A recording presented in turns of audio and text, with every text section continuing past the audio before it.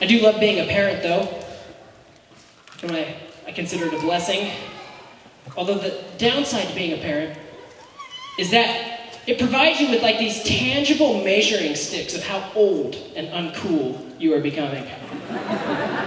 Now, some of you may think that's a little weird for me to say because I'm only 28, and if I shave, I look like I'm 12, and that's mostly due to the fact that I'm only a 3/4 scale model of a regular-sized human being, okay? I get that, thanks.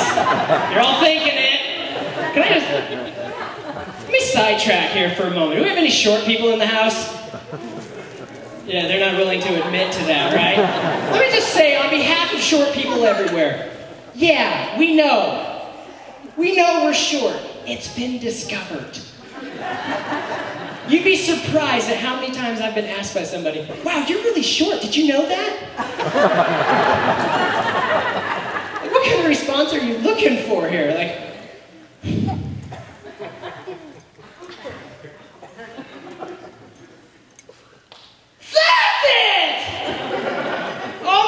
I just thought I lived in a fairy tale land of giants and make-believe. It turns out I'm just short. Wow, thanks, Gulliver. Good luck on your travels.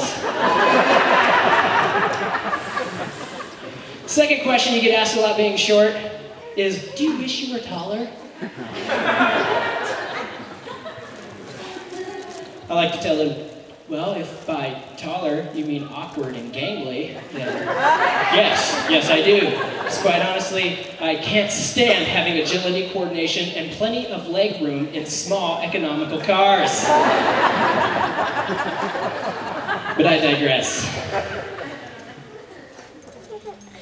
One of the measuring sticks that you get as a parent that glaringly shows your aging and uncoolness is watching cartoons with your kids. I love watching cartoons.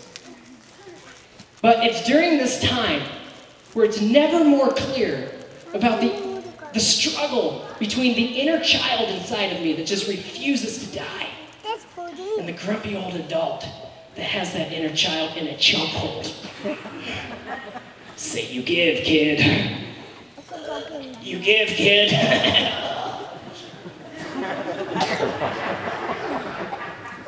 See, here's the thing as parents. When you watch cartoons, you go into it understanding the fact that the premise is ridiculous and the storylines are unbelievable. And you're okay with that until there becomes one, like, seemingly small, insignificant plot point that you draw the line at.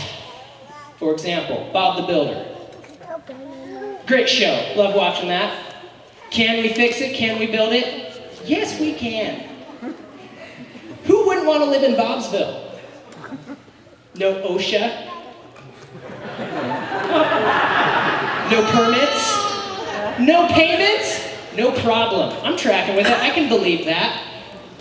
You've got city officials that don't do anything other than just sit around and make scale models of things with popsicle sticks.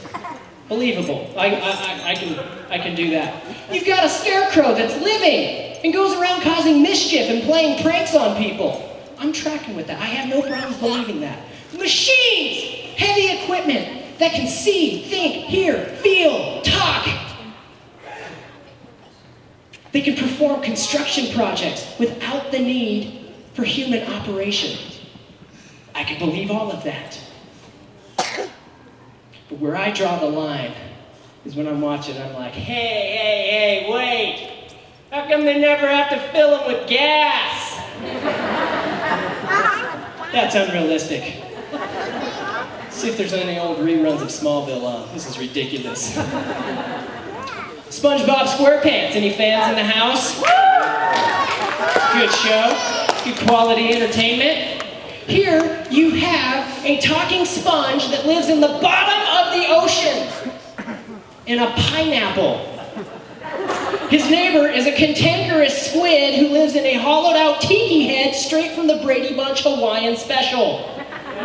You remember that. Don't pretend like you don't remember that. Hello! Yeah. One of his good friends is a karate master genius squirrel who somehow managed to build her own underwater biodome. His best friend is a dim-witted starfish who lives in the basement underneath a rock. He works for a greedy crab at a greasy burger joint. They drive around on roads in boats with wheels. All believable. For fun, they go to the beach. They have lifeguards. They suntan. They swim. They do all that. I'm tracking with all of that. I'm okay with that. But I'm sorry.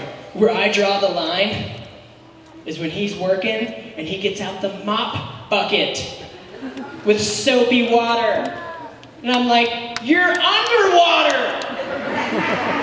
Why do you need a mop bucket? Wouldn't the soap just mix in with the rest of the water and you'd be swallowing it? That's unrealistic, I'm sorry. And don't you even get me started on Dora the Explorer. There's a lot I could say about that. Somebody should call CPS and have them look into the fact of ask her parents where they are when she's out gallivanting around the jungle, hiding from a kleptomaniac fox under the supervision of a monkey. Does anybody know the Spanish word for foster care? I'm sorry, that's unbelievable. But I'd have to say one of the most embarrassing moments were my aging and my decommissioning of what little coolness I've had up to this point in life came this summer.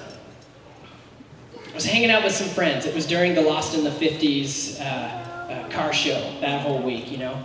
You got all those cool hot rods firing up the road. I'm hanging out with some friends. None of them have kids. There's something more frustrating as a parent than hanging out with people who don't have kids. Just on a whim. Hey, we should go on a 30-mile bike ride! Yeah, that's feasible, thank you. And just do that out of nowhere. We're sitting there, we're hanging out, and they're just, you know, eyeballing all these hot rods that are coming down the street. And they're like, oh my goodness, check that one out. 68 Camaro, cherried out, awesome! Listen to that engine. Purrs, yeah. Ooh, look at that old Ford truck, yeah! Look at that paint job, that is sweet! And then I chime in like a moron.